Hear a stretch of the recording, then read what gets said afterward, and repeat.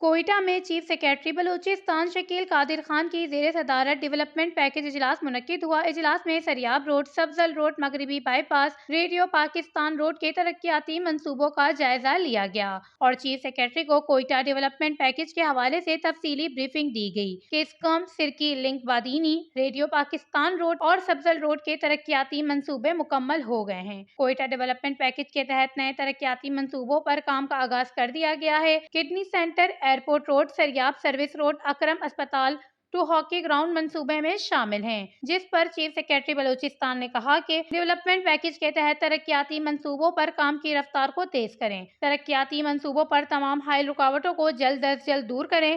Sariab road ترقیاتی منصوبوں پر کام کی رفتار کو تیز کر کے مقررہ مدت میں یقینی بنائیں۔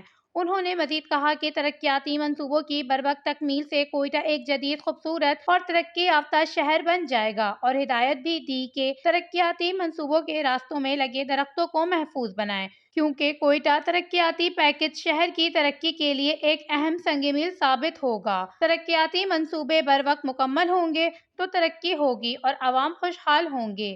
وش نیوز، کوئٹہ، بلوچستان۔